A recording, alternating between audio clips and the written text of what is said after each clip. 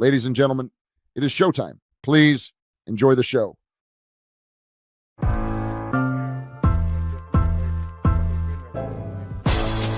It's the corner where the treats at.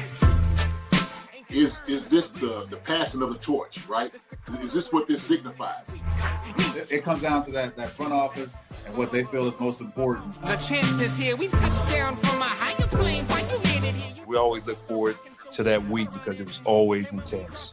You know that we ain't coming back. We got you. The man, the myth, the legend, Dante Hall. My favorite player growing up was Dante Hall. I love you guys in the show, but Dante was my guy. Get to dashing because you done on the warfare.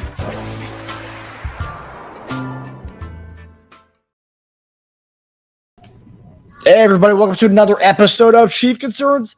I'm Marcus Dash, and our guy Jason Dunn will be joining us shortly. He's on the road, just getting home shortly, and he'll be on here.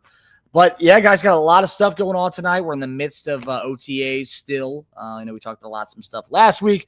This week, we're going to go over a lot of the sound bites that may have been missed and may have been lost in, being, a million sound bites that have been going on for the last 2 weeks. But we're going to cover everything tonight that we think we see as big news in the Chiefs world regarding our left side of the offensive line, Travis Kelce, of course, and two familiar names that we like to talk about on this show, or we have talked about on this show. Very divisive names, I will say. If you guys look at the thumbnail, you could see two of those guys within that thumbnail. But, yeah, should be a good episode, of course. And, and we're going to talk about a guy that JD played with who today signed a one-day contract with the Chiefs to retire a Kansas City Chief, and that's Justyn Colquitt. We'll be talking about him tonight as well. JD will talk about, the first days of, playing with him back in the day when he first joined the team. And Colquitt's one of those unique guys who, he was with the team back in 2005, and then he ends up retiring or playing until the Chiefs finally get their Super Bowl. Saw some dark times in the Kansas City world. He saw the highs, and then saw the lows. And much of his career up until 2013 was a lot of lows for the guy. But, pretty cool that he got to retire a Chief today in Kansas City during OTAs with all the guys out there. I think you got to punt one last one, too. So that's pretty sweet. Witchy Hall. No one was a Chief longer than Justyn Colquitt. That's true. The longest tenured Chief. Yeah, I mean, it's crazy. He was able to kind of tie the TG and JD days to the Mahomes days. It's pretty cool because it's a long time there. JD retired in 2007. So 2007 to the time when Mahomes comes, 2018. So 11 years later, and he's still there. It's pretty cool. No, it's really cool. And there was plenty of times where I thought there was all seasons where I thought we weren't going to re-sign Justyn, but he was one of our best players for a long time. That's how kind of frustrating it was being a Chiefs fan. He was our best player year in and year out, our punter, and you could laugh about that at the time. Oh man, our punter being our best player. But, and you look back at it now that we're in such a good phase of our franchise right now to go back and say, yeah, Colquitt kind of got us through some dark days, having the number one punter in the league. And it was pretty sweet to have Justyn Colquitt for as long as we did. G-Pick, before Colquitt signed the contract, he was like, wait, no compensation? Yeah, it's funny. Yeah, that's good. Yeah, pay the man. Now, Colquitt was one of the highest paid punters, so Colquitt's doing A-okay, I would say. For a little while there, he was one of the most higher paid punters in the league. But let's look and see who's in the chat tonight. Of course, we got the usual suspects in here. Gary Holland, what's going on, buddy? Hope you are well, my man. Chief 65, Toss Power Trap, what's going on, bud? G-Pick the man. Justyn the way. Happy Wednesday, gents. Yes, sir. Happy hump day. Who else we got in here? Sasha. Hello, good people. What's going on, my man? G-Pick the thumbnail for the stream generating them views. Yeah. Yeah, it's the YouTube Mr. Beast approach the shock face. Like, what? What did you say? And then people want to click on the video because you have a shock face, which is hilarious. The mind works, but it works. I mean, look at all of Cole's videos. Cole's got the side-eye look. So, yeah, those are stellar faces for sure. Not the most attractive faces, but not bad, I'll say. G-Pick, I saw a video of Rice putting in work today, and that dude looks amazing. Yeah, him and Josh Simmons, both full participants today. Good stuff. That's a great sign, obviously, for Rashee Rice. Obviously, we're talking about a guy who's coming off a really bad knee injury. There was, will he be ready by training camp? And we're seeing now he's ready by OTAs.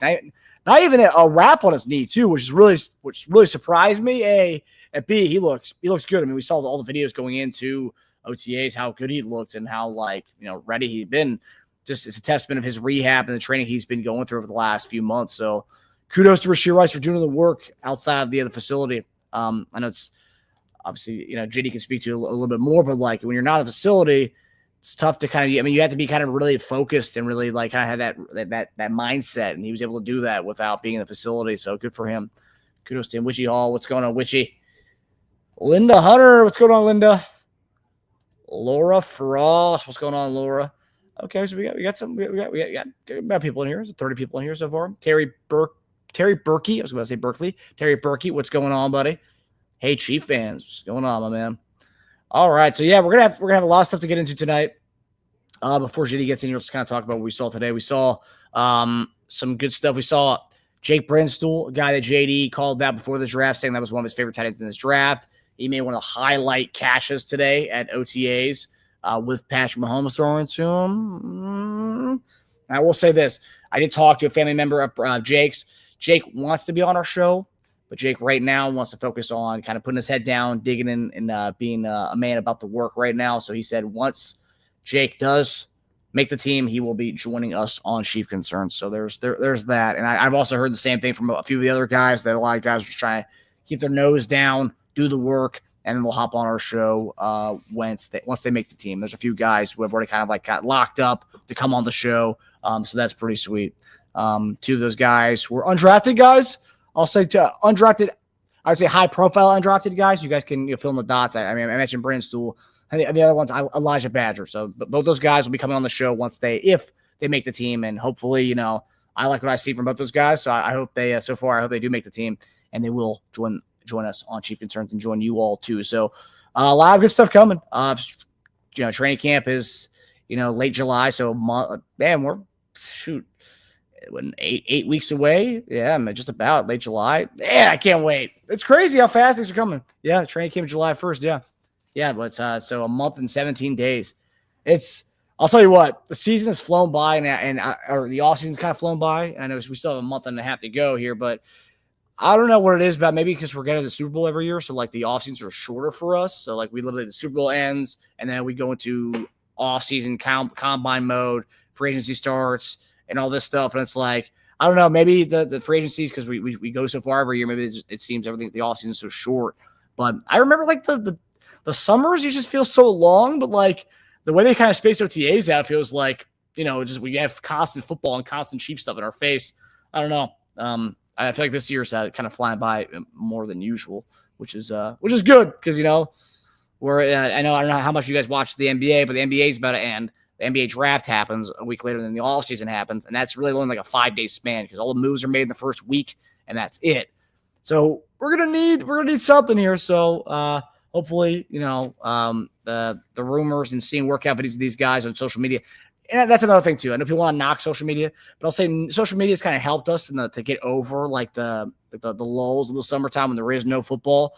Like being able to get on your phone and see Mahomes throwing a bomb at Texas or throwing a bomb anywhere, or Rashee Rice running routes, or whoever the heck it is. That's kind of I think that's made the offseason go faster, I will say, as far as having that aspect of it. I think that's made things a lot better. Oh, man, I could see Mahomes on bombs, and like that's great. I love that. It just makes the whole thing go faster. Wish you all UFL Conference Championship games are this Sunday. Wow, yeah. The off-season football league is about to be done. So, that's how things are moving along pretty steadily. And I think I saw today the NFL Network released their the games are going to be airing, preseason games. I believe they're going to be airing our Week 2 game. So anybody who's not in the Chiefs in the Kansas City KCMO area, there you go. Week 2 preseason that'll be nationally televised on NFL Network. So that's something. But I had to find an illegal streaming website for Week 1 then if they're not going to play that nationally televised at all, which is kind of weak.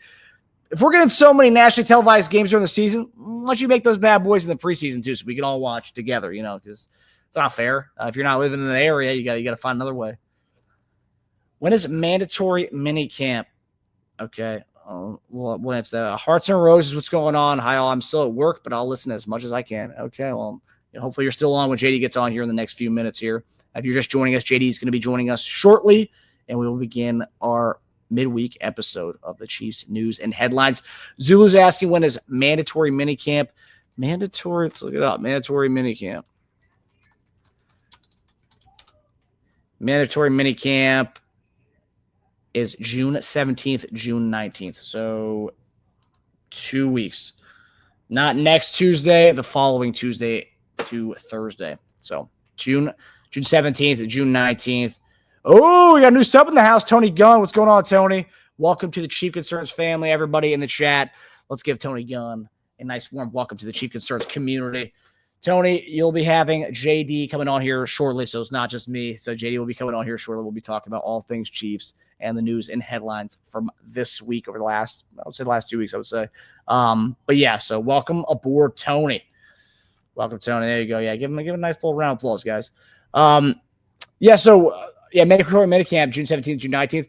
I mean, I will say, like, we do have a pretty good presence from all the older vets that are there. I know Kelce wasn't there today. Trey Smith, that's a different issue altogether. But I will say him coming to mandatory minicamp will make things a little bit will kind of weather the storm a little bit if anyone thinks he's going to hold out because he didn't get a new contract. So yeah, I will say that's the one thing I'm kind of weary on is the Trey Smith situation. It's just not going to these early OTAs because it's not mandatory, and maybe he's going to come once when it comes mandatory. Or is it legitimately he's pissed off he's not going to deal? Because we haven't really heard much on the Trey Smith side. And I don't know if he is upset or not, but you got tagged. Pretty good chunk of change with your tag that you got. But I get it. Guys want to hold out and get their money, understand. But that's going to be interesting. That's going to be the one to watch, really. I'm only watching the Trey Smith situation. Our vets have been there. Kelce's been there. We haven't seen him at the media practices yet. But, I mean, based on what Mahomes has said, Kelce looks like a guy who's not playing in his last season in football. So the only one I'm really looking forward to that June 17th to June 19th is the Trey Smith. Is he going to arrive or not? And that's what we're going to have to be looking at. Tony Gunn, I seen JD on Happy with Those Chiefs. Hey, there you go. There you go. Welcome aboard, buddy. We're lucky to have you. And speaking of the devil, there's our guy, former Chiefs tight end, Jason Dunn. JD, how you doing, brother? How's it going, sir? How you doing today? Doing all right, man? Yeah, shoot. It's Wednesday night. Yes, Sorry, sir. Everybody, for getting on here a little bit late. I got pushed back a little bit on my schedule somewhat, of taking care of some things, and went to go see everybody's one of a good part of Chief Concerns family, Mr. Chad Dunn. Chad. Hey, our guy Chad. How's Chad doing? He's doing well. He's doing all right, man. He's doing good. So healing up, still healing. And so we had a good conversation tonight. Obviously I got to get on him about Green Bay or whatnot. So, I was, trying to get back up this way. So, man, hey, it's going to be a good night, man. It's going to be a good night. I just feel it. I feel it. Yeah. How you doing, Marcus? How's it going, man? I'm doing good, man. I'm doing great. I thought I had found 2 great photos of you with Justyn Colquitt, and then because I couldn't tell it was a 99 or an 89, and then you're like, no, I didn't play. I wasn't on punt team. And I'm like, okay, so it was 99, and I looked at, I was like, that was Kendrell Bell, the 07 season.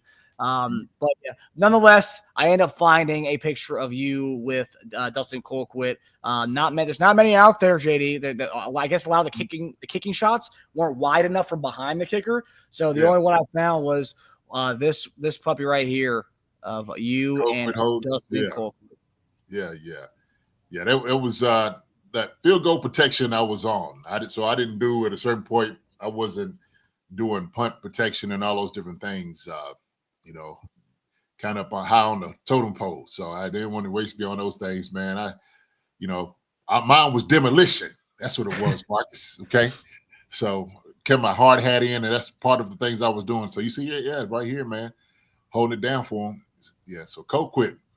I seen the last punt or something that they did, so. And not a bad one either. But he can still make it in the league, I'm sure. Oh yeah, man. Look, opponents, that's one thing they can do. They can kick the ball as long as their leg is still strong. He's been one heck of a punter for all his times that he was, here with the Chiefs. Where did Justyn go? Didn't he go somewhere? Did he go Cleveland? I think it was Cleveland, but I know his brother bounced around the league a lot, so maybe I'm confusing his brother. But I think he went to Cleveland. Yeah, I think you might have, maybe for a year. So, man, them things don't count. He's just shoot. Justyn's a Chief. That's what he is, man. DC. Our brother DC. Pittsburgh. That's what your house said. Pittsburgh, Tampa, Jacksonville, then went back to Kansas City in 2020, and then Atlanta 2021, then Cleveland in 2021. So he kind of bounced around the league for a little bit. Pittsburgh, Jacksonville, and where else? Pittsburgh, Tampa, Jacksonville, back to Kansas City, then to Atlanta, and then to Cleveland. Really? Wow. Yeah. I didn't realize he went that many places. Idea. Me either. No idea. Zero idea, man. But I'm glad everybody gave that out to me. What's up? I'm going to say what's up to everybody that's in the chat tonight. How y'all doing? Kathy Welch, Richie Hall, G. Pick, Gary Holland, Justin Blackwell, Chief of 65 PT, Hearts and Roses. Thank you. Like my cap. This is one of my favorite pieces right here, Hearts and Roses. This one, I think everybody likes this one right here. So I like it too. Thank you for saying so. Who else we got on here? Zulu, JD was a great interview on how about those Chiefs. Oh, thank you. I'm glad you got to see the interview, man. Cole was a very gracious guest or host, I'm sorry, for the show. So I do appreciate him, getting me on and having a good conversation, man. So we did a good job, man. Cole's good people. He's good people. Jeremiah de la Muertos and Coach, friends of the show, been on him as well. Tony Gunn, what up? What up, TG? What's going down, Tony Gunn? Who else we got on? Linda Hunter. Who else we have on here as well? I think that's it, man. Holding it down until your boy got here. I appreciate you, Marcus. Laura Frost. How you doing, Laura? Terry Berkey. Good to see you, Terry Berkey. We got some new names in here. Sasha's here. What's up, Sasha? And listen, I don't know if y'all know how this works over here on Chief Concerns, but we are a family over here at Chief Concerns. We do appreciate the engagement, the conversation, the questioning, and we love the banter. We do. And so, look, you come over here, you're a part of the family, part of the conversation. Feel free to put in the chat, in the comments, things that you want to know about, talk about. We kind of check back and forth here and there, man. But now that you came to Chief Concerns, you are part of the family. So welcome. Welcome to the family. All right. Welcome aboard. Yes, sir. So. Yes. So JD, obviously a lot of topics tonight. A lot of stuff to get into with OTAs and whatnot and everything that's going on here. So yeah, kind of you ready to dive in for some of these interesting topics that we have for the week? Of course. Yeah, let's do it. Yeah. Faye Smith is here and Bell Time is here. So that's all we needed. We needed them two to show up. Hey, and show out, baby. So now we're ready to get at it.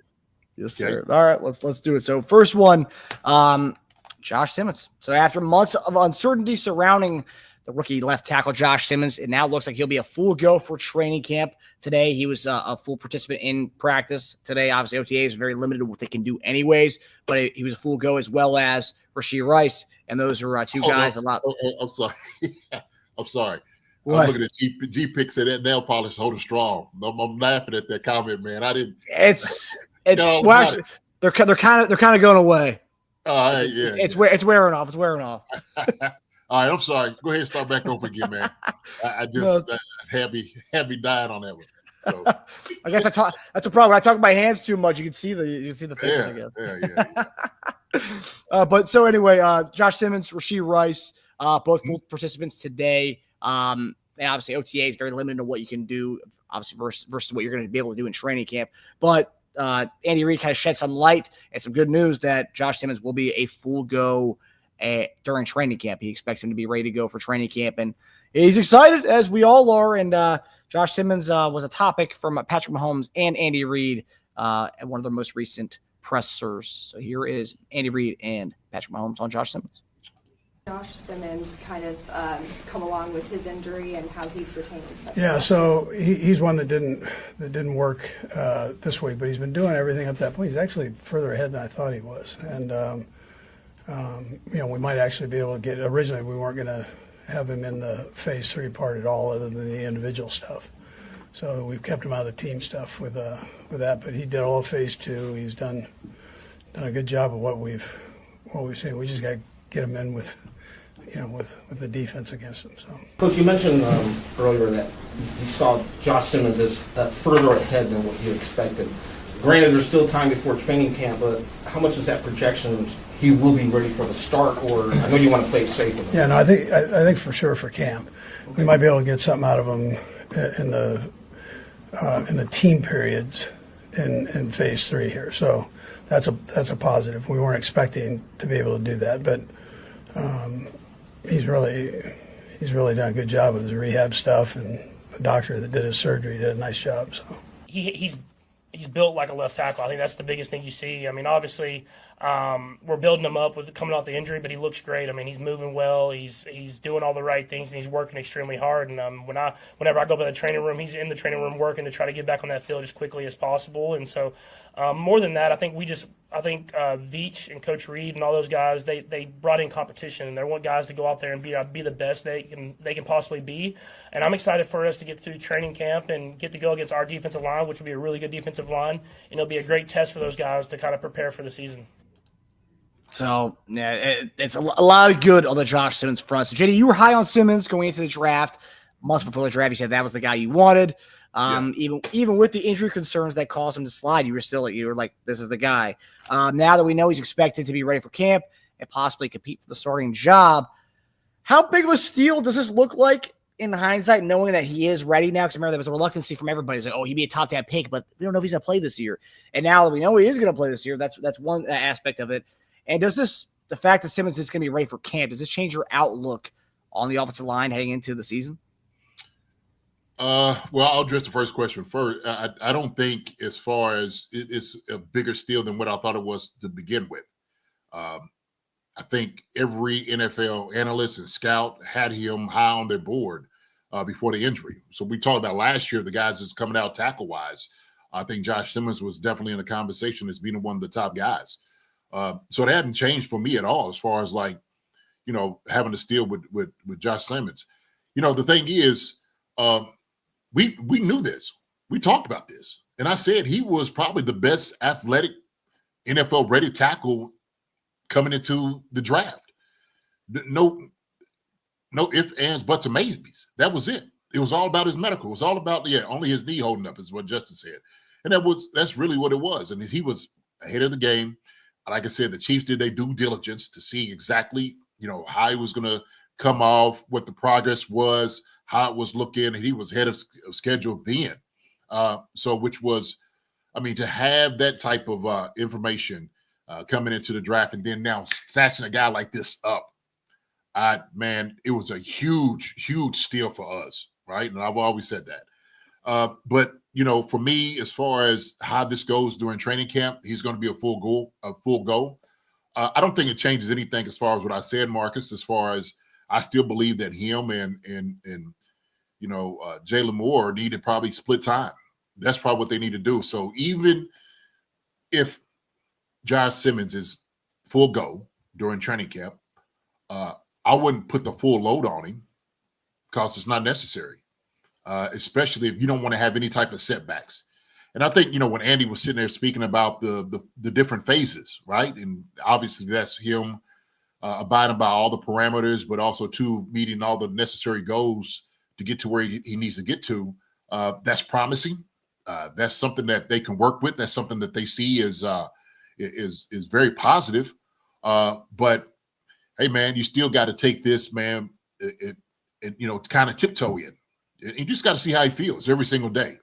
And that's the thing. You just got to keep an eye on it to just make sure if he's sore, if he don't feel good that day, hey, guess what, big fella, have a seat. Take it easy. And so, the thing is, this type of injury, through the history, some have done well recovering from it. There's other ones maybe not so much. But he's a young guy. That's a great thing about it. And he's a big guy. Like Patrick said, he looked like a left tackle. He looks like that. He's a big boy, man. There's a big man on that side. And he is hard to come through. He's hard to go around because of athletic ability. And I think that's the main thing, just kind of going into the question is, like, how long is this thing going to be able to hold up, or is it going to hold up all the way through the season? But I think that you still need to kind of tiptoe through this thing, still have your hands on when you need it to make sure everything's okay with him. And just kind of keep watching, the progress of his knee, right? So I've always said this, we still got to start left tackle in the league at that position too when Jalen Moore. Pay this man $16 million. So we're going to be fine either way, right? So that's how I feel about it.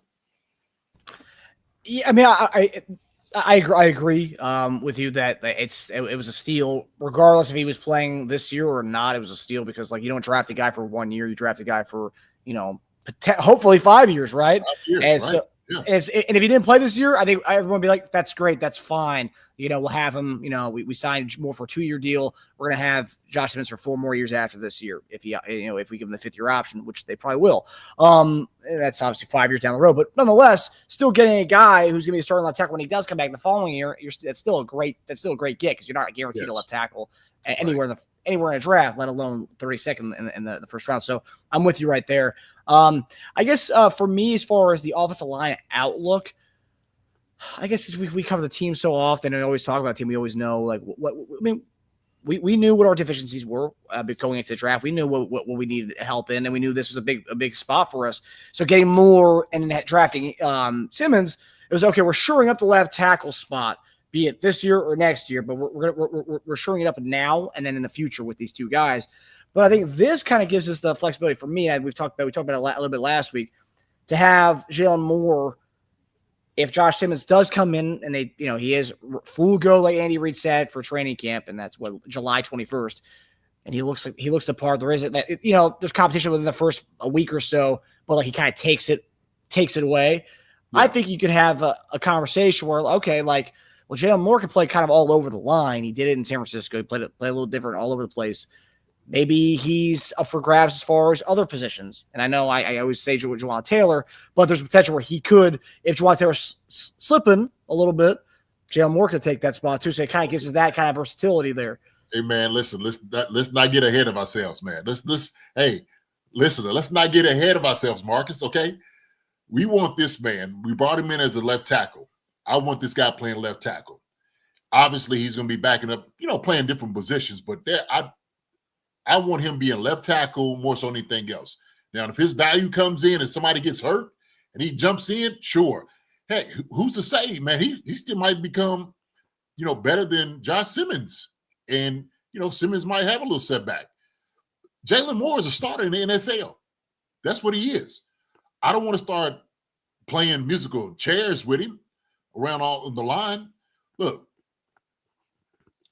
I know he's been able to do things like this in the past. We paid him $60 million to come in and play starting NFL football at left tackle. That's what we paid him for.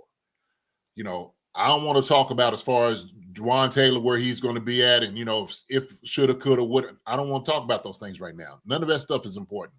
Right now, what all is important is who's going to be the start left tackle for us, and if the start left tackle doesn't make it, who's going to be the guy right there to replace it?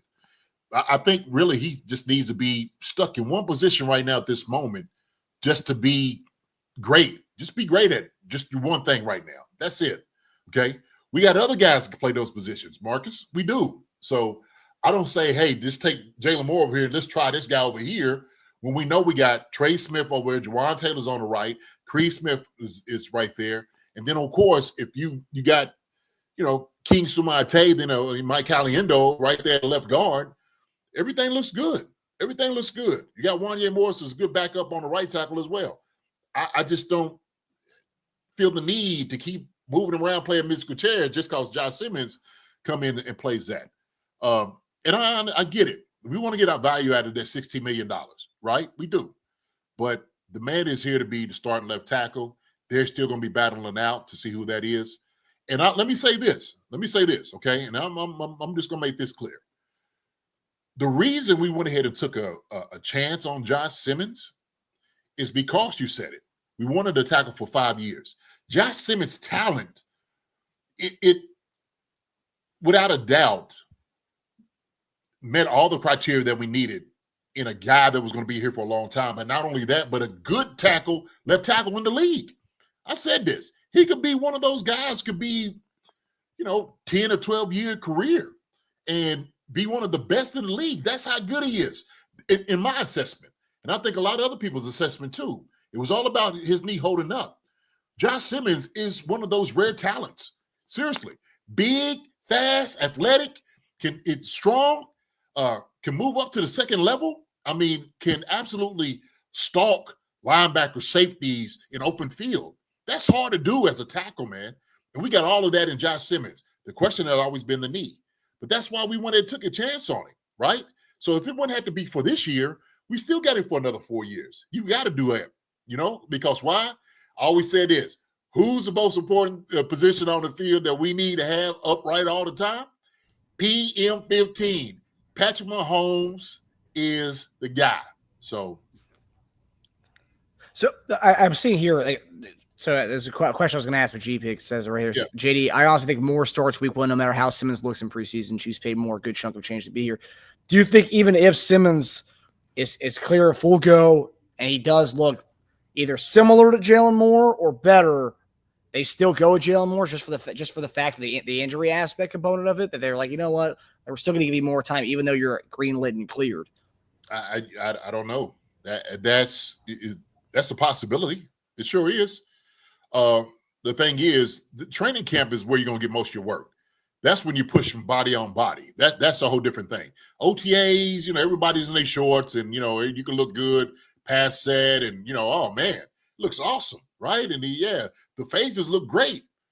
Then training camp comes, and guess what? You're going against FAU. You're going against Ashton Zalate. You're going against a Menahu. You're going against some guys now, okay? And everybody wants a piece of it. Everybody going to want a piece of the rookie, Marcus.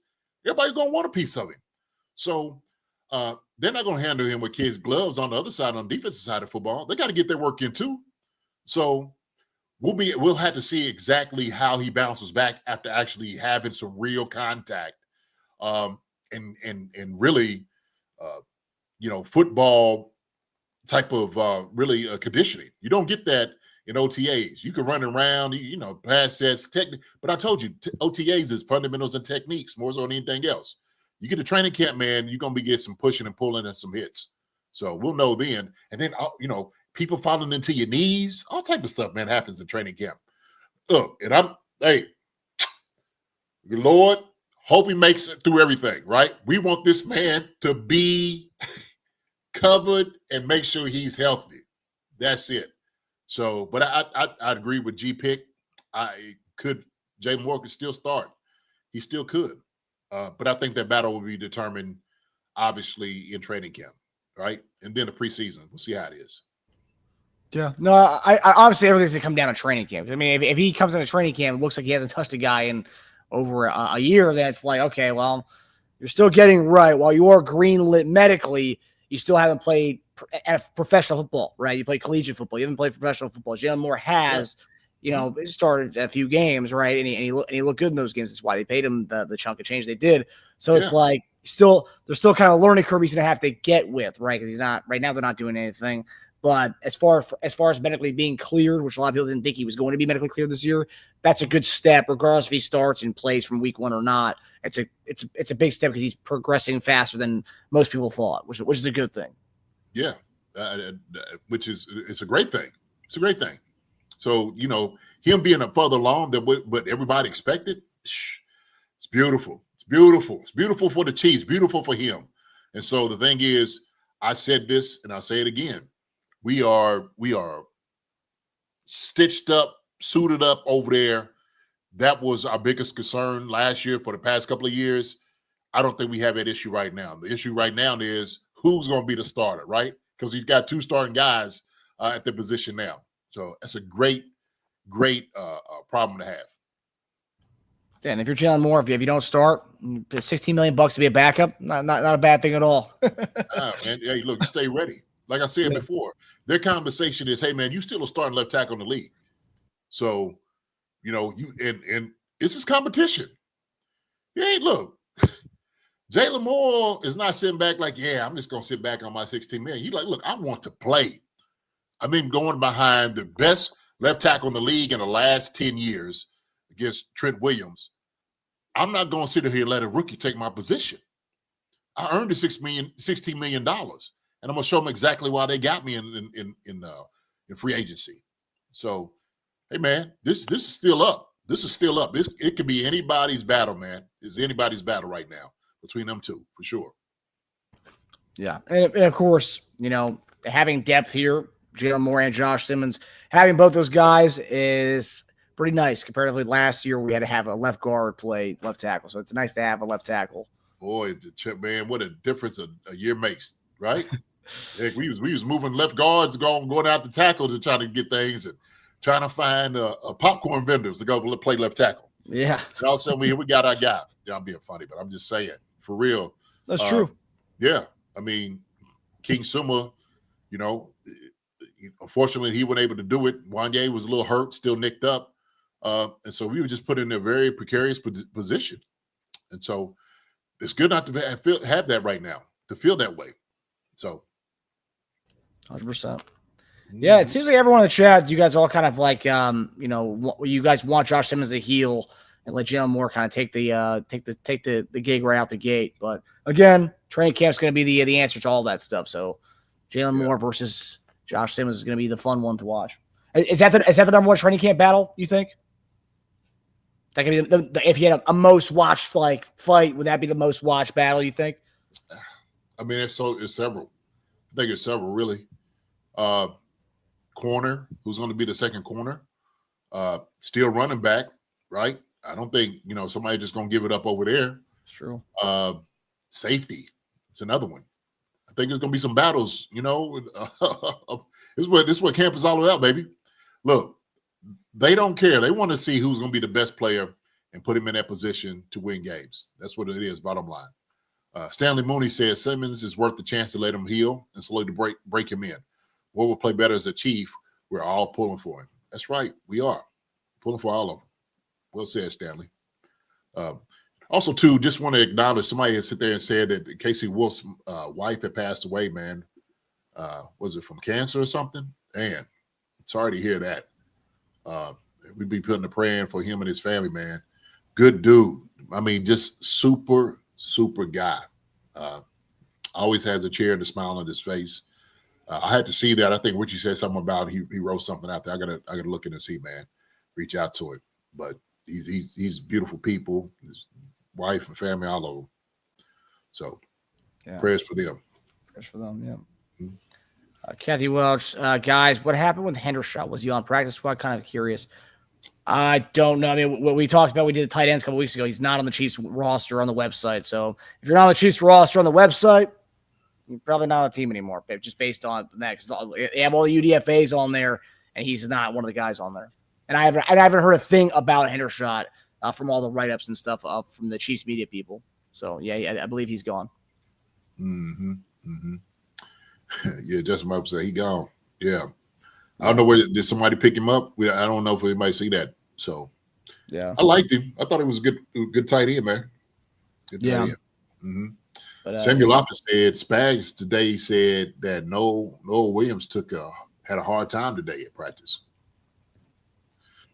It's all right. It's early. Yeah. Hey, get it out now. Get it out now. And when you come in through training camp, it's a whole different deal. There's a whole different deal. So these guys are still getting it, man. They just now got there. Yeah.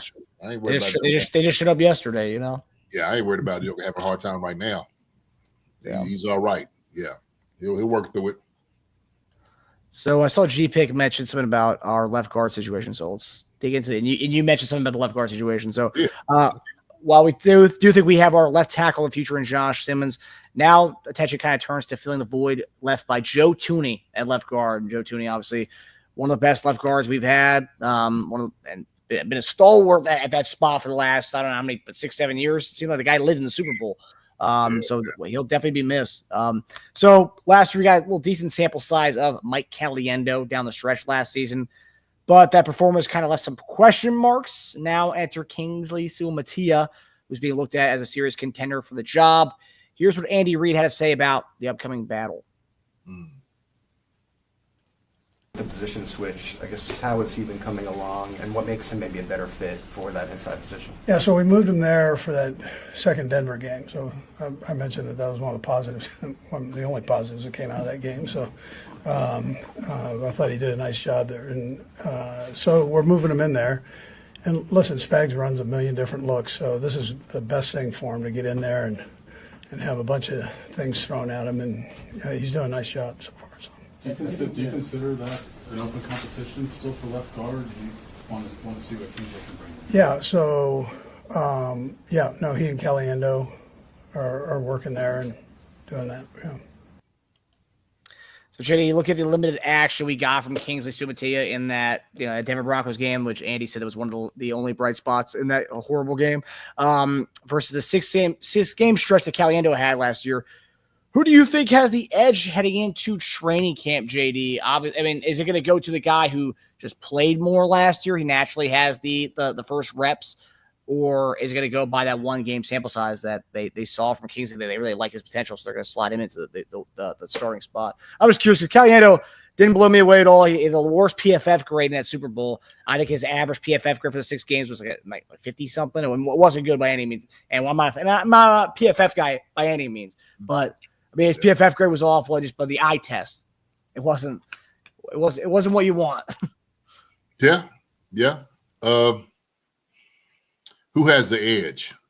I think it's an open battle. I really do.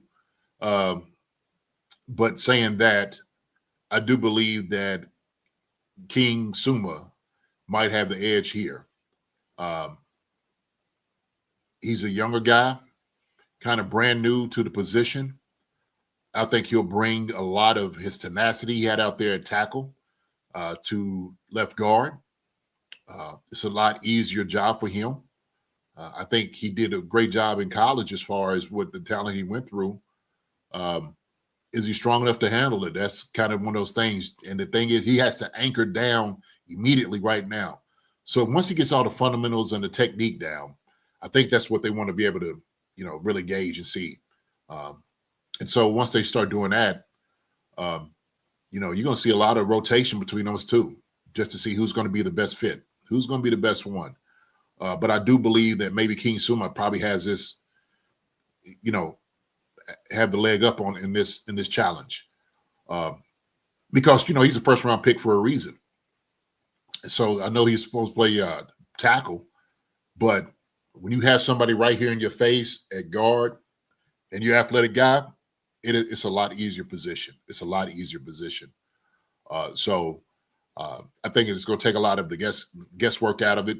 Some of the calls or just being put on the island, I think it's going to help him out a lot, tremendously. Not just physically, but also mentally. I think it's going to help him out a lot, right? Because you got Creed on the inside, and then on the outside you got Simmons or Jalen Moore on the outside of you.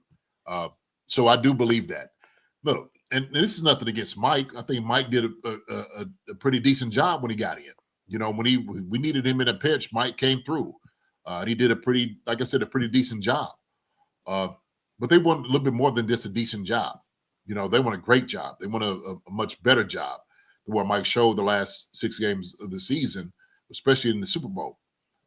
But that's, to be honest with you, everybody kind of got their butt kicked on the offensive line during the Super Bowl, right? Those guys will let you know that.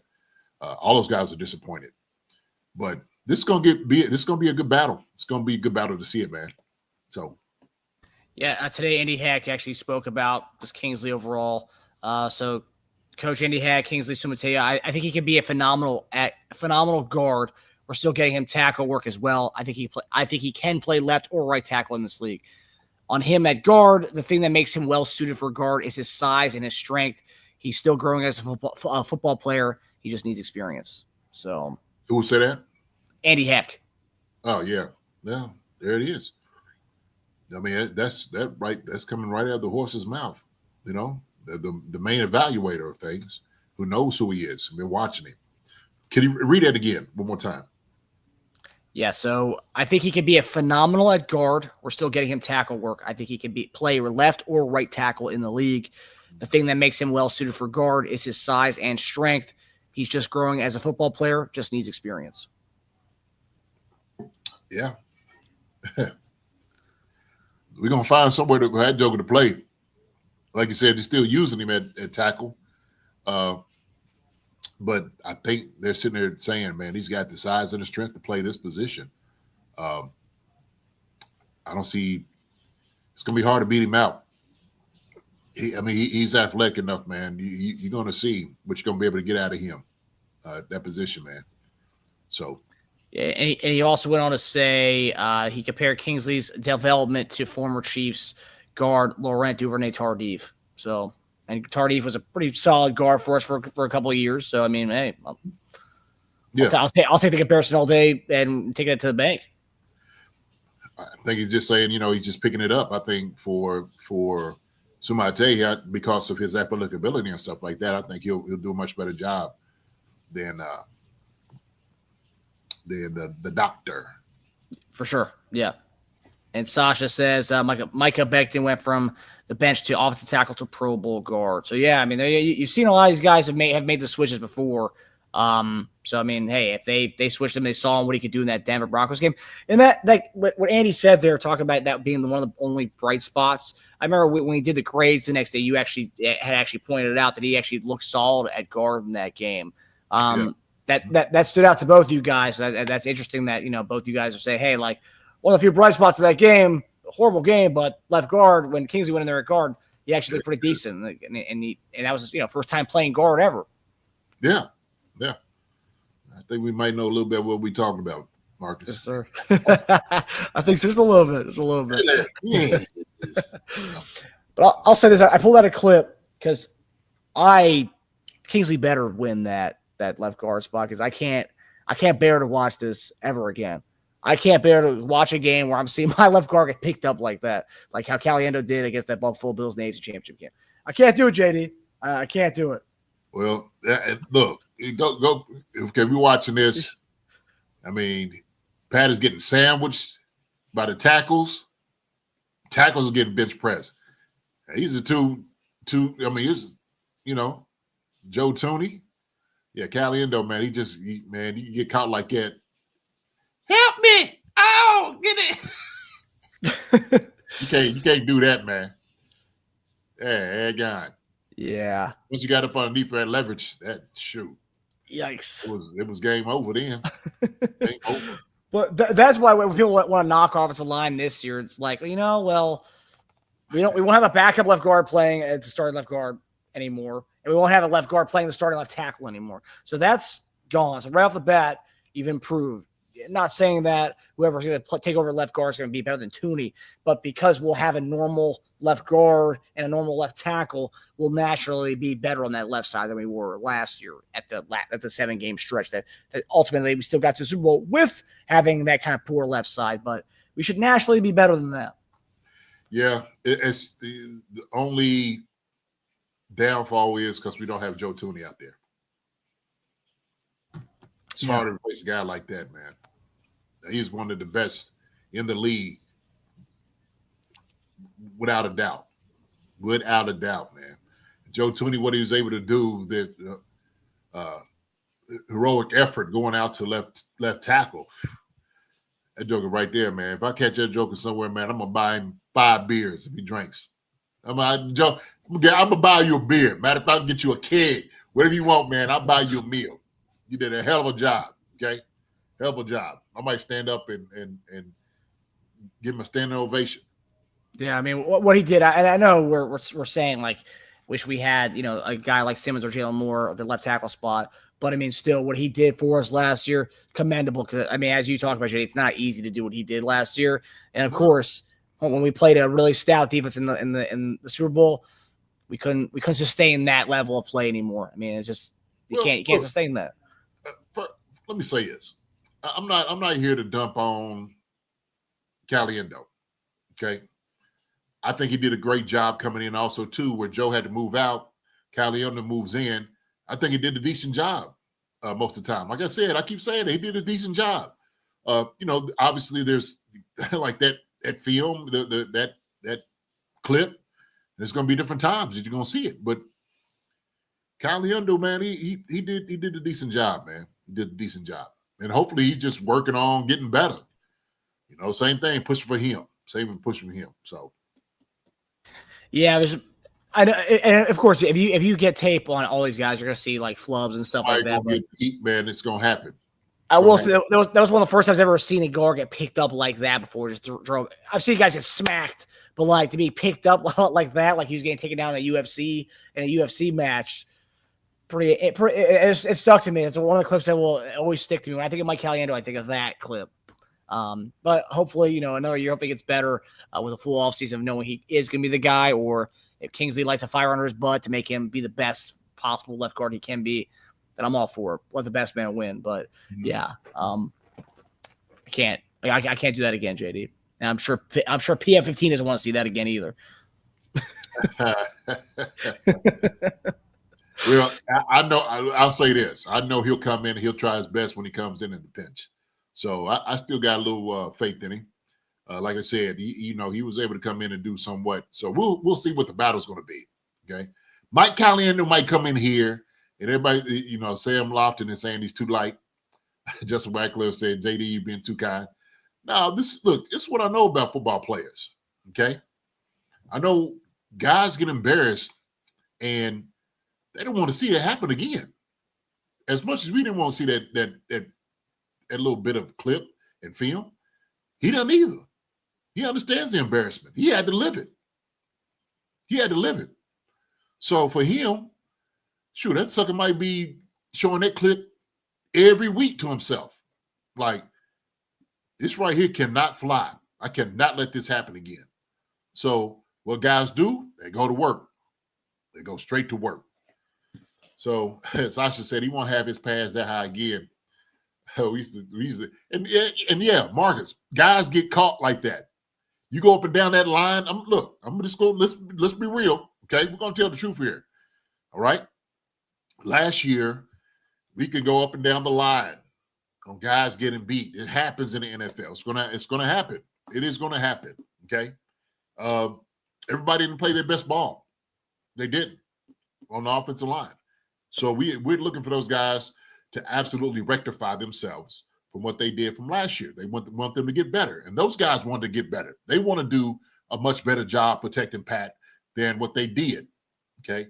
I guarantee none of those guys are sitting back saying, yeah, you know what? I did a great job last year. I don't know any offensive lineman that says that. All them guys want to get better. And so when I'm saying these things, I'm not saying it just to be nice. I'm saying these things because I understand the drive the guys have, especially when something like this happens. If you mess up, you're going to get pissed off about it. You want to come back stronger. You can't sit back and like, yeah, I'm good where I'm at. No, sir. And I'm sure Mike Caliendo is not doing that either. I guarantee Mike Caliendo is going to work, become a much better left guard. And so if we get a left guard birthed out of this type of, I don't want to say beating or disaster, being exposed, we get a much better left tackle on Mike Caliendo, I'm all for it. So that's the reason I say those things. Okay. So I got to always understand. I take it from the perspective of a player.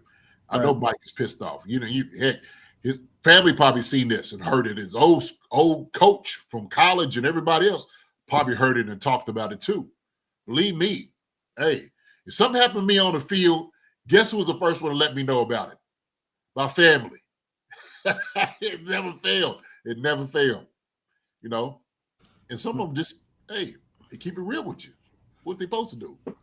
I know you. I know you got a lot of those types in the Dunn film. I know Chad's gonna let you know if someone whooped your butt or whatnot. And I know how he is. He'll say it anyway. They didn't have to be.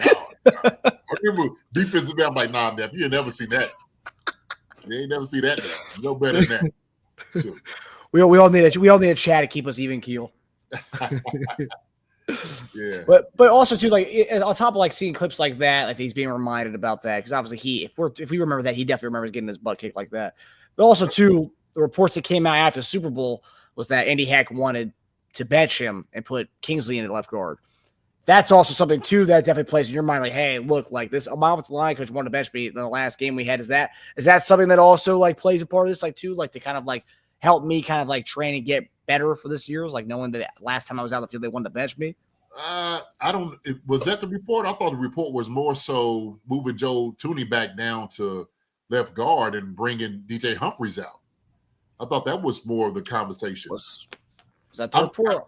I thought that was I was under that impression that he was sitting there saying, look, this experiment that we're doing with Joe Thuney, like, let's see what DJ Humphries is and see how he was going to, because we knew what the contingency plan could have been, right? You put DJ Humphries in, Joe Thuney's still down there left guard. If something happens, he gets beat, then we just go move it back out again. So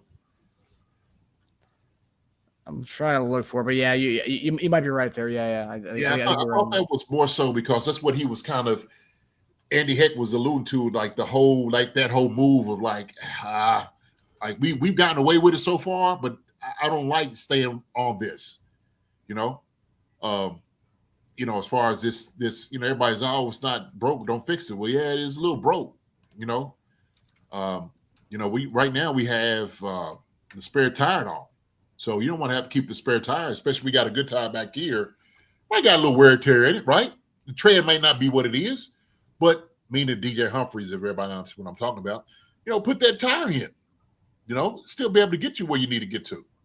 So I do believe that's what the conversation was, Marcus. At least that's what I understood it to be.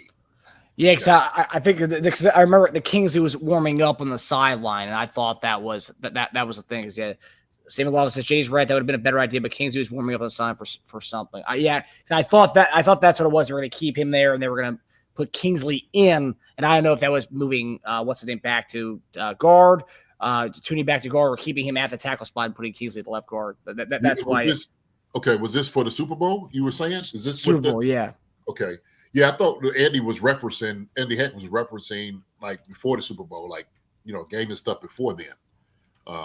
But yeah, I mean, King Suma got to be so good. Throw him in too if he was. Throw him in. Everybody getting their lunch ate that day. Shoot. Yeah. Nah. Oh well. I mean, oh no, could have been. We'll see. Yeah, I mean, we're gonna find out. Like we talked about Simmons and Jalen Moore, we're gonna find out who's gonna be the top dog for that spot.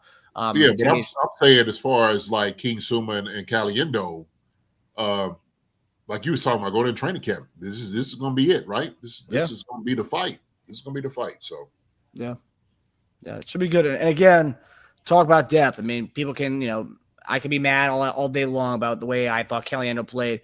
Regardless, of 7 games he has under his belt now because of last year, and he is an experienced left guard in the league now. So that we do have a guy who has done it before, right? So if Kingsley does start, he gets hurt, you have Caliendo who can come in and take over. That's having depth and experience depth, which it's a blessing to have. Yeah, we got other guys. We got Norzad, we got Wanye, we got CJ Hansen, our guy, that came on the pod, so yeah. Oh, I agree. Ray 028. The last time the Chiefs got blown out in the Super Bowl was 5 years ago against the Bucks. The media acts as if the Chiefs are the Jets, the way they talk about the Chiefs' demise every year. Ray, they looking for it, and that's exactly what you do. So you kick an opponent when they're down, right? That's what they're doing with the Chiefs. Chiefs get to the Super Bowl, which 30 other teams couldn't do. Okay, 30 other teams couldn't do. And we get beat.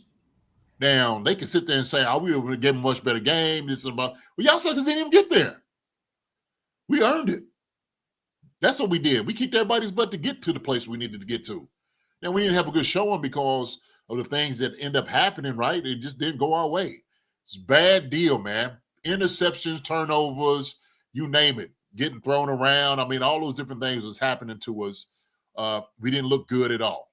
We didn't look good. But, hey, teams can say what they want to say. But the Chiefs are still the ones at the top. We understand. We know what the barometer is. We know that. So the Eagles, they got the bragging rights at this moment. Okay, they do. All right? They kicked up butts. We understand. Everybody saw it. The whole world saw what happened to us. That's all right. Okay? We coming back with a vengeance. That's what we're doing. So we told everybody, buyers beware. You want to go somewhere else? Fine. Do that. Okay? Do that. It's right here. Coming for you. Coming for you. Yeah. No, I mean, and again, dog in the Chiefs gives clickbait, and we have a lot of very loyal, devout fans. So when they do come at the Chiefs, they know they're going to get a lot of us coming and swarming and retweeting, favoriting, and quote tweeting and commenting, saying, "Oh, you suck! You don't know what you're talking about." So they do it purposely. They know how passionate this fan base is. They do it. They poke in prod because they know how passionate we are. So yeah, that's why they do these things. They love seeing the Chiefs take an L. They love it. They love it. So yeah. Talk about one of the guys who's going to be coming back, maybe the last time this year is Travis Kelce. Plenty of buzz about this possibly being his last season, his swan song. Patrick Mahomes, however, does not see it that way. In fact, he sees Kelce as attacking the offseason like he's still in his prime, full of energy, focus, and fire. Here's what Patrick Mahomes had to say about Travis Kelce in this offseason. Travis and him being here, I guess, what's your sense of the shape he's in and the motivation to, like, if this is the last ride, to sort of make it count? I mean, if it's the last ride, you would never know. I mean, the way he's talking about football, the way he's talking about working and trying to be even better this year than he was last year. I mean, he's not. It doesn't seem like a guy that it's his last ride. Like he's tired of the job. I mean, he's in here, he's working, and I know his body feels good. I think it feels better than even last year before going into last season. Just because I think he's motivated to go out there and have an even better year than he had this last. So JD, obviously, we think it's passion. We think it's Kelce's last year. We're all assuming it is because he's kind of hinted at it being it. But Patrick Mahomes says he's still attacking like he's in his prime. A few questions on this. When you see that he is kind of attacking like he's still in his prime, trying to make up for that Super Bowl performance that he had, because he's one of the guys we talk about who had a poor performance and wants to come back and can't go out like that. That's what he said to Pat McAfee, at least. What does it tell you about the kind of season to kind of expect from him, that he's attacking the season like he's in his prime? We talked about him losing 25 pounds a couple weeks ago. And beyond, too, we talk about the young guys we like in the room. Brinstool, who's making noise at OTAs right now, and the Trey Watsons of the world. What does it tell you, and how important is that for the younger tight ends to kind of see a future Hall of Famer grinding at the level that he is this late into his career? Oh, it's vital. It's vital to what his legacy is. He's coming in with a renewed sense, rejuvenated, energetic. Like you said, he's lost some pounds, lost some weight. He's in the best shape ever, speaking positively about the things he wants to be able to do. He wants to achieve this year. Like Pat said, the way he's speaking, the way he's moving around, you will never know this was his last year if it was. But I don't expect him to come in being somber, like, hey, guys, this is my last year. I don't expect him to be like that at all, right? And I think what Pat is focused upon is what he's doing out there on the field. He don't necessarily have to be at some of these mini camps. He don't have to be at some of these things. He chooses to be. Why? Because he still has a passion to play ball. He's a competitor. That's who he is. That's in his blood. That's in his DNA. So he's a warrior. He's going to take it with a warrior mentality. And he's going to approach it like this may be his last year, right? And so when you go into it, you got to go in full board. Like I said, if this had to be his last year, he's going out on his shield. That's what it's going to be. And he's going to be swinging his sword on every single joker that's coming in his way. So he wants this to be a great showing. Okay, whether it is his last year or not. But if he's telling Pat McAfee, I didn't want to go out like that, well, maybe he meant like he might have went out last year if they wanted. But he wants to go out on a high note. He wants to win another Super Bowl ring, another championship. He feels like he deserves it. And he feels like, whatever I lacked in last year, I'm not going to let that happen again. I'm not. And so let me get my mind right. Let me get my body right. Let me get my spirit right. And let me go out here and be an example about what a Kansas City Chief means to me and show that to everybody else who just came in the building, right? So what everybody heard about Travis Kelce, what everybody heard about Patrick Mahomes, what everybody heard about the Kansas City Chiefs was they were world champs. They were winners. Well, guess what? It's one thing to say it. There's another thing to show it. So I guarantee other teams don't have some of their vets coming back and playing and doing the things they need to do in OTAs and mini camps. Some are making excuses why they're not there. Some are sitting there saying, I had a fashion deal, or having a kid, whatever, right? Whatever the excuse may be. Travis is saying, I'm here and I'm present. And so let's get the boys fired up. Let's get this thing right. Let's right the ship the way it's supposed to be. And let's win this championship. And it starts here. It starts right today. When we in here for OTAs, this is when it begins. And everybody needs to understand that. Because when somebody's sitting over there and they're looking at up in getting all the confetti thrown on them and they're watching the fireworks and whatnot, they're going to know where it began, Marcus.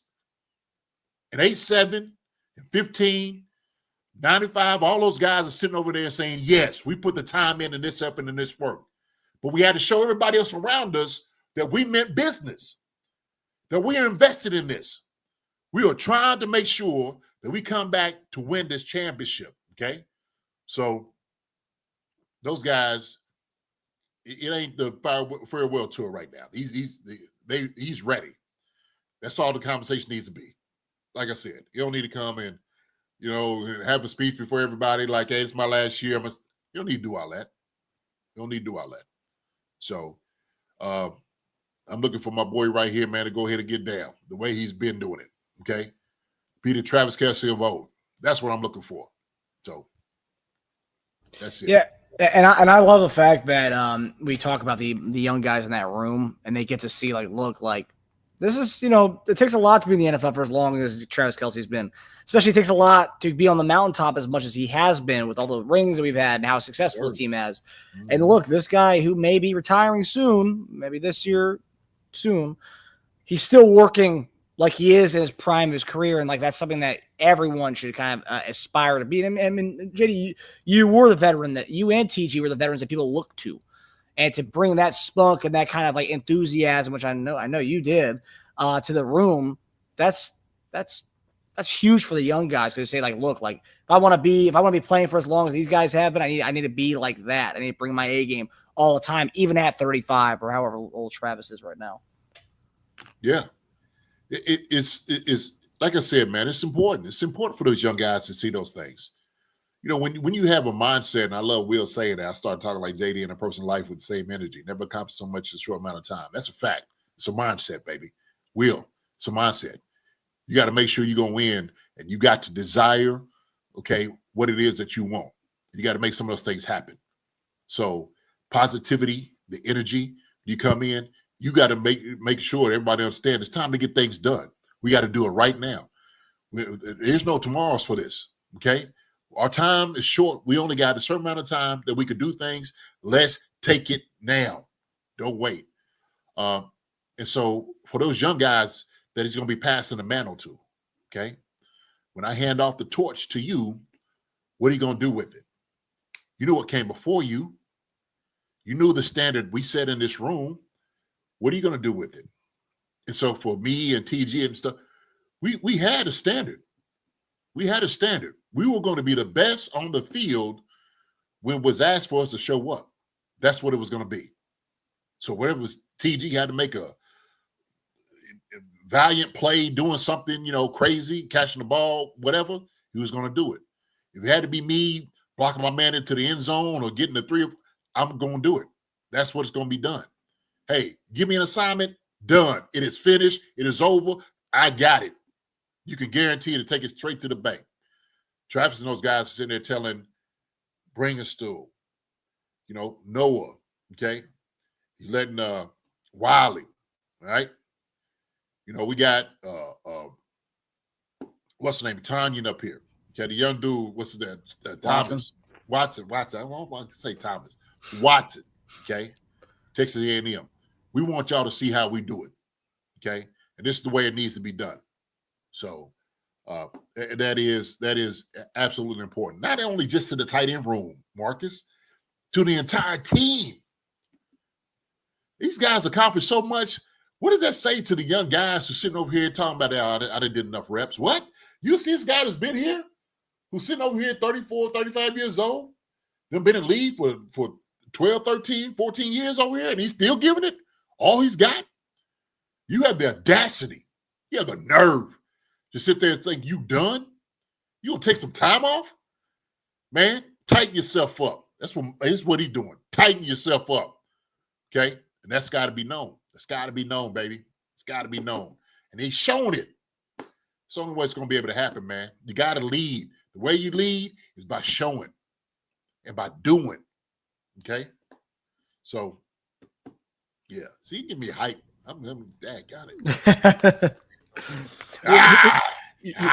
Your last season there, JD, 07, who were the like the younger tight ends that you and TG were kind of leaving your like legacy to?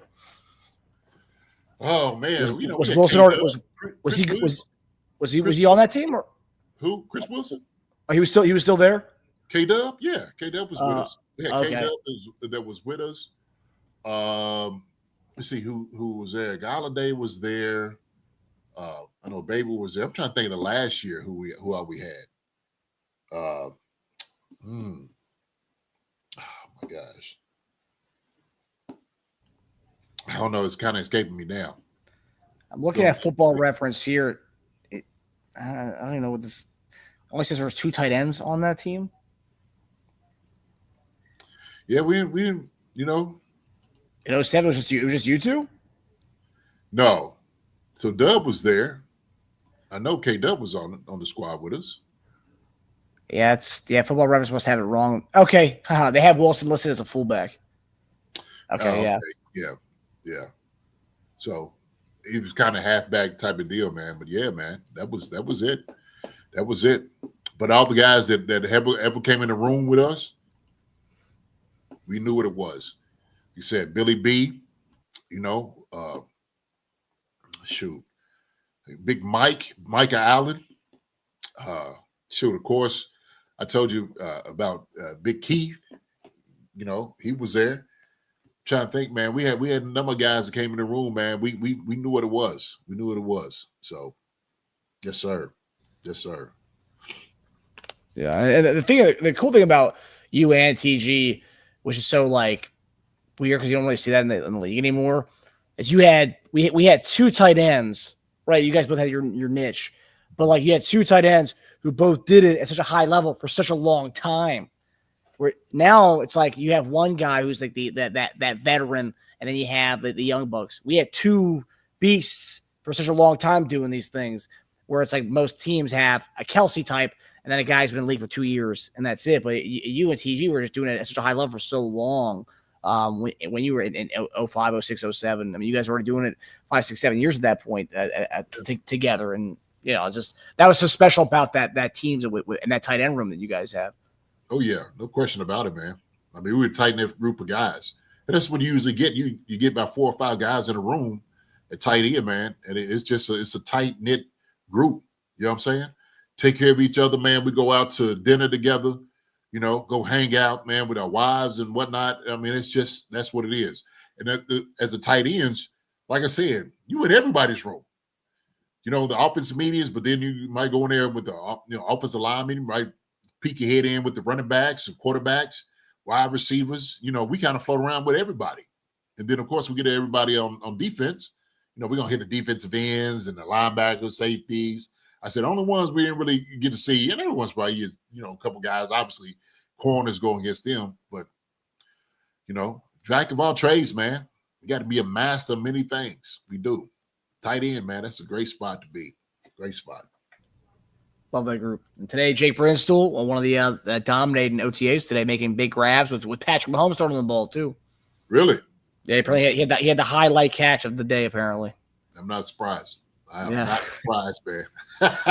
I know a guy who called that. Yeah. Dunstradamus. Yeah. Hey, so that's why we call you Dunstradamus. You know your stuff. Yeah.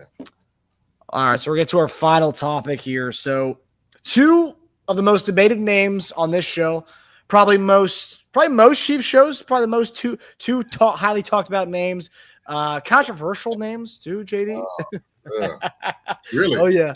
Well, okay. I was gonna bring this up. It was when I was parsing through the Mahomes press conference and Andy Reid's press conference. I was like, wait, they actually specifically asked him about these guys, so we got to talk about it. So Skyy Moore, Justyn Ross, there's very, very divisive conversations, very divisive names in the Chiefs world. You have people who really love these guys, and some people really just want to be done with them anymore. So they don't want to hear their names anymore. Both have shown flashes, but consistency and health have kept them from breaking through. Recently, Andy Reid and Patrick Mahomes were asked directly about their outlooks on Justyn Ross and Skyy Moore. Let's go, baby. Let's see what they got to say, man. Let's go. That's our guys. That's our guys. These are our guys. They are. Yeah.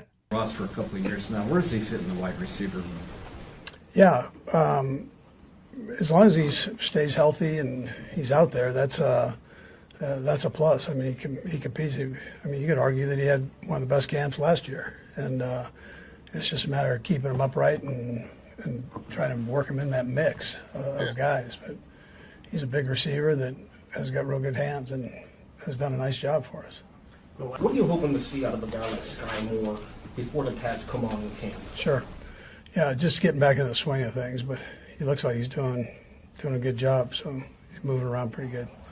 He's been accurate with everything and sharp kid. Skyy Moore, you got a good chance to look at him again during the offseason, but what are your expectations for him this season? Yeah, I mean, his job is to come in here and compete. You know, Skyy always is one of the hardest working guys on the football field, and whenever his numbers call, you see him go out there and he makes plays happen. And so, like I said, Veach has brought in such great competition in that room that it's you kind of go in with an open mind, and you let guys go out there and compete and try to see who the best 6, 7, 5, 6, 7, 8, whatever guys that is, make the team. But it's all about competing and making each other better.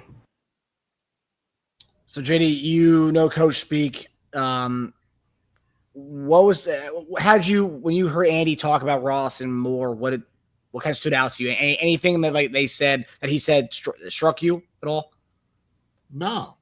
I think he was sitting there like, oh, why y'all asking me particularly about them? But he's like, yeah, sure. Like, hey, man, look, everybody's here to compete. That's what they're here to do. So I don't think he had any type of ulterior motive or anything. A message behind it, as far as other than like, hey, look, both these guys are in the building right now until they're not, until somebody comes in and plays a much better role than they had played, much better job. But Andy and Patrick not going to throw those guys under the bus. Look, they appreciate them. That's the reason they stuck around for so long. They could have got rid of either one of them. I want people to understand this, and I don't think they quite do. You fall in love with guys, but you fall in love with guys because of not just who they are, but also too what they give. And so we need to understand the type of hard work, like Patrick was saying, he's the hardest worker in Skyy Moore out there on the field. We don't appreciate it because all we look at is what they do on a football field. What have you done for us? How many balls do you catch? This and that, blah, blah, blah. But as far as for a guy, that's in the building and what he gives, the hardest worker, one of the hardest workers out there on the field, you can appreciate that. The guy's trying hard. Like I said before, nobody's trying to drop passes. Nobody's not trying to be, the best. They're working their tails off to try to do that, Marcus. And that's why I hate when people come in with this slander because they don't know guys. They don't know them. Let's just be honest. All they see is, the product on the field on Sundays, which that's what they base it on, which, in the NFL, it is about the production. It's about what you give. But these guys, whether they're getting the defense ready, corners and the safeties, all those things matter. But until somebody comes in and shows that they play better than these guys, guess what? They're going to be here.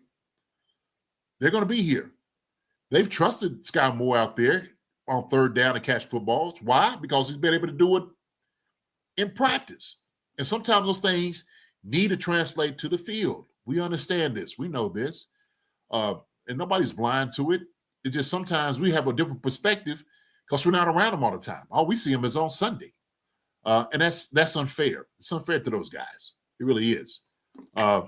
But that's why when I'm sitting over here and pull for a guy like Skyy Moore, we sit there and say some things about Justyn Ross.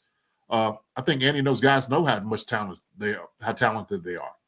Little things that some other guys might do, other receivers might do. Skyy to go do it. He'll go block. He'll go block his tail off. He'll go make an extra block when you need it. Hey, we needed that. We don't know if this other dude who's sitting over trying to catch 90 balls a game or a year, which I'm sure Skyy and Justyn are still trying to do the same. because Skyy Moore's done it. We see we know he can catch football. We know that. But our other guys wanted to come in and do the dirty work, Marcus. That's the problem. Because sometimes, a wide receiver, that's somebody buckle his chin strap when he knows he might have to go in and go chest up with a linebacker or crack back on a safety or maybe stand up a defensive end. Some guys will turn that down. Skyy Moore won't. He won't. So I'm going to pat him on the back for that. Okay? And we can be critical if he drops a pass because people want to be that as soon as it. But it just doesn't encompass what a wide receiver and a teammate is. It's more than just that. Okay? And your value doesn't just lie in how many balls you catch with us. Yeah, that's your job. Okay? It is. And we want you to do more of it. We want you to catch more balls. But there's other things this guy could go out there and go do. I'll give you another one I think is going to be doing a hell of a job out here. He might catch a whole lot of balls. It's Juju. That's the reason we keep Juju around. Why? Because Juju understands what it means to get open, maybe making some of the blocks with touchdowns to get a first down. It's unselfishness is what it is. And it plays into it, man, because everybody wants stats. Everybody wants those things, and that's the way it comes in. So like what you said, what you was talking about, and each and every guy on our practice squad are important to the team as well. Absolutely, Witchy. Every single guy, to the letter, to the top, to the bottom, however it is, every single guy is important. There's none of those guys out there that doesn't mean anything to the coaching staff and those things. Now, people become expendable because of different things, because of production, but every single guy is important, okay? We need every guy to get ready. We need every guy to get right because we don't know when it might be that time for a guy like that to step up and come in to do his job. So, excuse me. So, hey, yeah, Samuel, Skyy's a second-round pick. He's going to get every opportunity. He's going to get a lot of opportunities, yes. But just because you're a second-round pick, you can still go to the back, and they'll put you back here. And look, second-round pick don't mean they have to stick around. They get rid of him. They can get rid of him. Look, I done seen guys, top picks, get cut because they're just tired of them and they don't have any value in their worth, right? Well, at a certain point, you're no longer a second round pick. If you're 3 years in, you're 3 years into the NFL. You're not a second round pick anymore. I mean, everyone's kind of an equal footing at year 3, right? I mean, when you say, what do you mean? Yeah, like you're no longer that second round pick that anymore. It's not your first or sophomore year. It's your third or fourth year. You need to be kind of getting it at this point. I mean, you're still a second round pick for a reason. I mean, because you are talented. They don't take guys in the second round because they're not talented or didn't show an ability to make plays. That's the reason Skyy Moore's a second round pick, because we see his ability in college. We know he can get open, and we know he can catch footballs. We know he can make people miss. We know he can score touchdowns. We know all those things that Skyy Moore was able to do in college, he could do in the NFL. We know that. So the thing is, you got to be able to show it. And so sometimes the opportunity is not going to be given just because he's a second round pick. I'm sorry. It isn't, because they don't have to. That's why they've been trotting other guys out there besides Skyy Moore. Yeah, I mean, that's why Tyquan Thornton's up that list now. I mean, like he new guy, he's up on that list as far as so far at camp right now or OTAs. Yeah. But JD, obviously we talked about the competition. We talked about last week, or on Monday we talked about how great that wide receiver room right now, and it's packed, right? It's big time. I mean, and Mahomes even said it too. It's Brett Veach's done a great job bringing in receivers, and it's gonna be tough. With the kind of the talent in that room, and obviously we're gonna need to see, because we talked about projected which guys are gonna be kept a couple weeks back. But obviously training camp needs to play out, and we need to see what's gonna happen with all these other guys. But between Ross and Skyy Moore, whose kind of storyline are you kind of more intrigued in following this year during camp between the two guys? Which one are you kind of more curious to see how they kind of develop throughout training camp this year between Skyy Moore and Justyn Ross? Who are you more intrigued by? Who are more intrigued? Yeah, who are you more intrigued by watching through this upcoming training camp? Probably Skyy Moore. Probably Skyy. Because like you were saying, hey, maybe when you get to like year 3 or 4, then what have you figured out? What has the jump been to get better? Okay. Was it just a mental thing that you've been going through, lack of confidence and whatnot? And have you righted the ship now? Okay. How do you respond when things like this happen? Have you gotten better at it? But that's I want to see. I want to see what Skyy's going to be able to do, man. You got such a lot of talent out here at the wide receiver position. The room is crowded. It's crowded. So no mistakes about it, man. Look, this is a high competition type of atmosphere. Some of these guys ain't gonna make it. That's it. So, I mean, look, Andy Reid said Justyn Ross had a great camp last year, and he was a practice squad guy. Yeah, he got cut, and they brought him back to the practice squad. So I mean, like, even a guy that had a great camp last year, and we could definitely both say the receiver room this year is probably more talented receiver room top to bottom than it was last year, and he didn't even make the team last year. So I mean, like, what's that mean? You know, man, it's NFL. That's what it means. Yeah. It's NFL. And you know what? Talent wins. Production wins. What we ask you to do and do it well and do it right wins. Period. Point blank. So we'll just have to see, man. We'll have to see. The entire group is intriguing to me. So yeah. We wish them both well. We are both Ross and Skyy Moore fans in the show. But I do think we are coming to a point where it is kind of the end of the line for them. Obviously, I mean, contractually, I think it's the last year for Skyy Moore and his deal. I don't know what Justyn Ross's deal is at this point, as far as how. I mean, he's been cut and then he's brought back in the practice squad many years over and over again.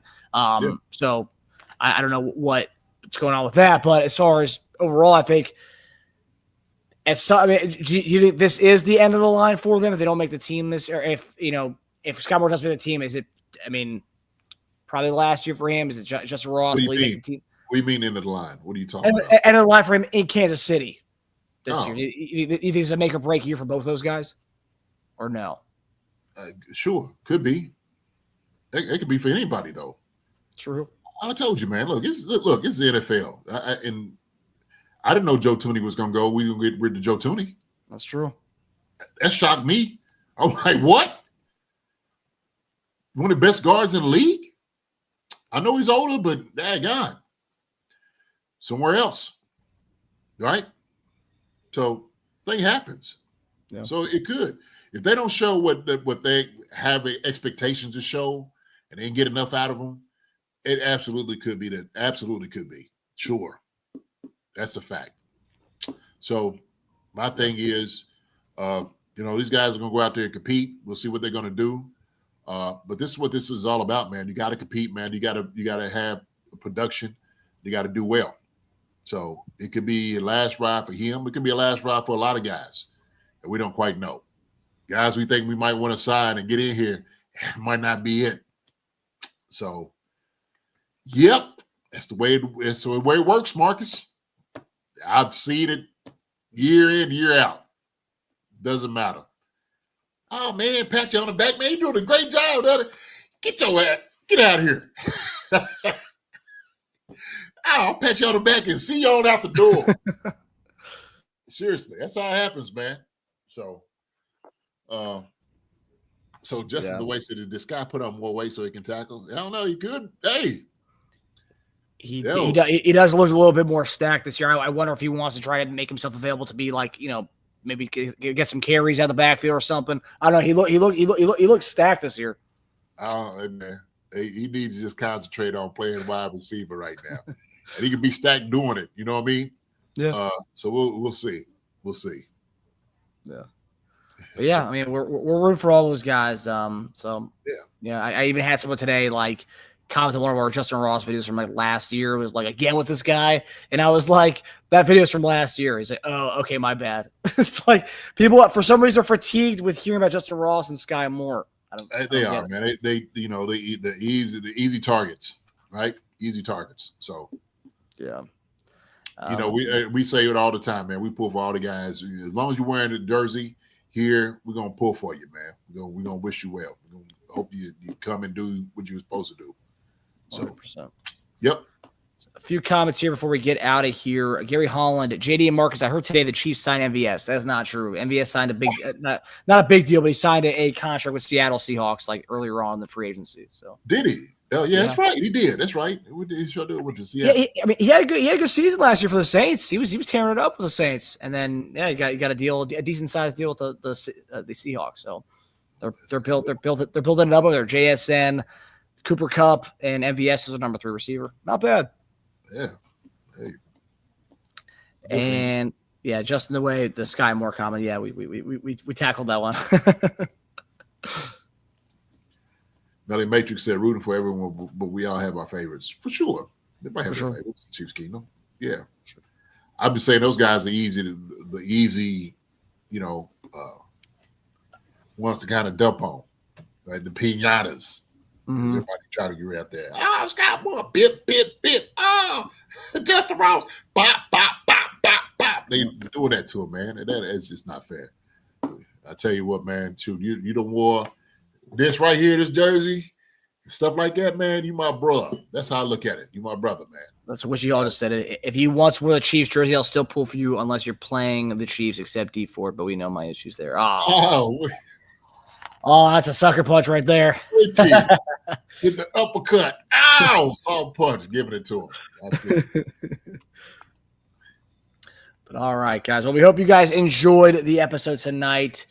We just want to, give you guys the latest in the Chiefs world, all the updates, all the Josh Simmons, what our receiver situation, Justin Ross situation, and of course our left side of the offensive line. But yeah, guys, we will see you guys Monday for another look at another position group on the Chiefs squad. JD?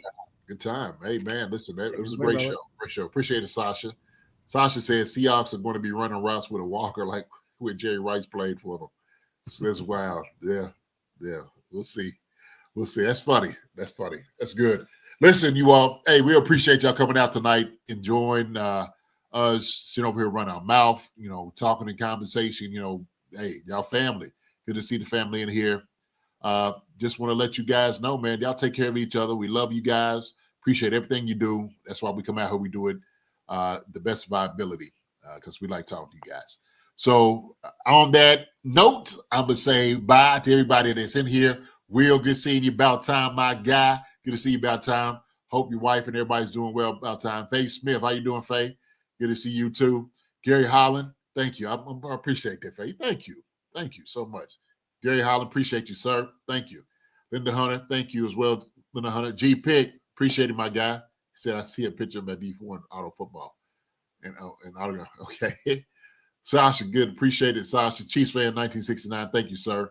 Ray 028. Appreciate it, man. Thank you. Witchy Hall, thank you, sweetie. Appreciate you like always. Witchy doing a great job out there. Melly Matrix, my man. Thank you, sir. Laura Zingzer. Good to see you, Laura. Will, thank you, Will. Justin The Way. Appreciate it, my guy. Justin Blackwell. Okay. So that's two Justins, and so there's two guys, different ones. Okay. Thank you, Justin Blackwell, for coming in here. Stanley Mooney, appreciate it, my guy. Coming in and saying what you had to say. I see Andrew Brown snuck in too. Good to see Andrew Brown. A little quiet tonight, man. Didn't hear a whole lot from you. Stu, look at Stu just showed up. What's up? Tuning in late. Stanley Cup final update, 4-3, Edmonton 2, second period. Okay. I don't know. I don't watch too much of hockey. Great to go to the games. I love seeing the games, but I don't watch too much as like the playoffs and stuff like that. Or the Stanley Cup. This is Stanley Cup. This is it. So we'll see. Stu, I'll check with you later, man. Let me see. Who else we got in here? Maria DeJohnette. Good to see you, Maria. I can't wait to see if 14th. Lady Kia Smith, I agree with you. Okay. 145. I don't know what. I agree with you. Oh, 145 is saying you can't wait to see Xavier Worthy, Rashee Rice, and Hollywood Brown. Oh, okay. All right. I got you. Should have seen it. Okay. That's good. And new kid. I agree with you, Maria. I told you I agree with you anyway, for sure. Yes. Samuel Lofton, my man. Appreciate it, man. Coming in and saying that, sir. Let me see who else we got in here. It's a good show tonight. Davin Thomas, good. These guys are chasing greatness. There's no complacency in the organization. Thanks, Gavin. Jason Tarbox, good to see you, Jason. Sitting over there in the back, seeing it, man. Appreciate you, brother. Coming in as well. I think I always talk about Ray. Mike Brennan, what's up, Mike? Oh, Mike is in here too, man. Good to see you, Mike. Like Mike is in and out every once in a while. You know, Mike used to be here all the time. Mike, he sneaks in every once in a while. Kathy Welch, good to see you, Kathy. Let's see who else we got in here. I know I said Andre Brown. Hearts and Roses. I'm going to say Hearts and Roses last time. Thank you, Hearts and Roses. Site. She always says things out there on Twitter. And I'm always like, yo, I love Hearts and Roses. Let me see what else we got. Marcus. Man, I think that could be it, sir. Laura Frost. Okay, Laura Frost, Tony Gunn, some of the new people that came in we didn't see before, right? Zulu, good to see you, man. Jeremiah de Muertos, if you're still here. Tony Gunn, like I said before. I think that's about Terry Berkey. Good to see you, Terry. Let me see who else we got in here. I think it's it, Marcus. Oh, and one more thing I wanted to say. We are 134 subscribers away from the milestone of 10,000 subscribers, guys. So hopefully, I mean, if you guys tell a friend to tell a friend to tell a friend to subscribe to the channel, hopefully we can get to 10,000 by Monday. Maybe. We'll see. But yeah, just wanted to let you guys know we're 134 away. So we're almost there with that huge milestone for the channel. Listen, y'all tell them, hey, look, we have a channel that can come out here and see about the Chiefs. Two good-looking guys out here that's talking ball. Y'all would enjoy it, that engage with the crowd. Hey, y'all let them know, all right? Y'all let them know. Appreciate each and every one of you. Thank you so much. Like I said, y'all take care of one another. God bless y'all. Love each other the way we're supposed to. Everything will be fine, all right? Marcus, my brother, love you, man. Love you, buddy. We'll be talking to y'all. We'll see y'all next week. See you guys Monday. Have a good weekend, everybody. Good weekend. Hi, everybody. Thanks for watching. Subscribe here to get the latest from the show. Also, be sure to check out the best clips from Chief Concerns. And if you prefer to listen to the show, subscribe and follow us on Apple Podcasts, Spotify, and anywhere else you get your podcasts.